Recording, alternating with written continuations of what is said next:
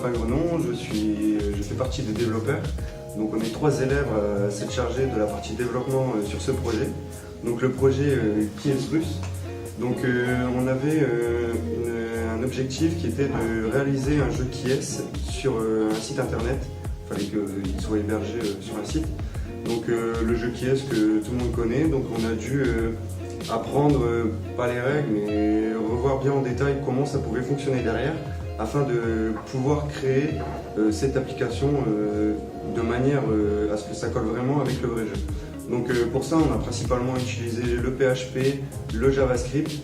Donc le PHP pour tout ce qui est communication avec la base de données, puisque tous les personnages sont créés grâce à des images qui ensuite on stocke dans une base de données, et à chaque fois que l'utilisateur par exemple interroge pour savoir si c'est ce personnage-là, s'il possède ces éléments-là et ces éléments-là, derrière en fond il y a le code qui communique avec la base de données pour vérifier si ça correspond bien à ce que l'utilisateur a rentré. Donc par la suite on aura aussi un système de session donc, qui va pouvoir permettre à ce qu'il y ait plusieurs utilisateurs connectés en même temps de manière simultanée pour pouvoir chacun ait une session de partie.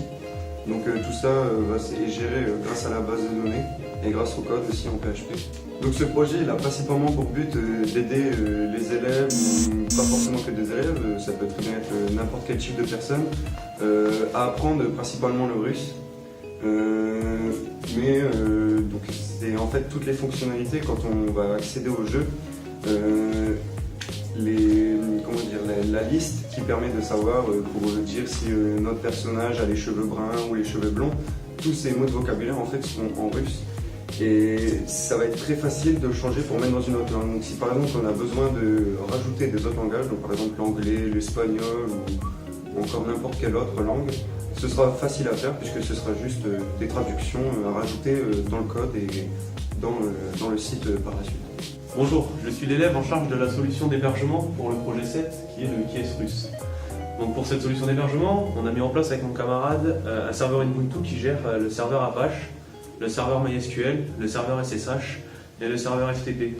Donc on a mis différentes options sur ces serveurs. Par exemple pour le serveur Apache et le serveur SSH, on a mis en place une sécurité fail to ban pour permettre de gérer les logs et de voir qui se connecte et d'empêcher les attaques en connexion route par exemple, sans mot de passe ou avec un mot de passe forcément connu.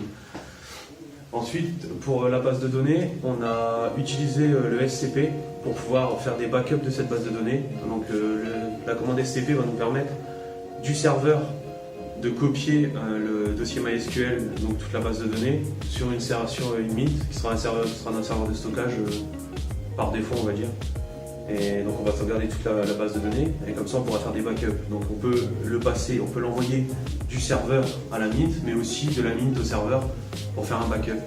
Et ces backups sont rangés grâce à une commande date. Donc elles sont rangées par jour en fait, on fait une sauvegarde par jour de la base de données.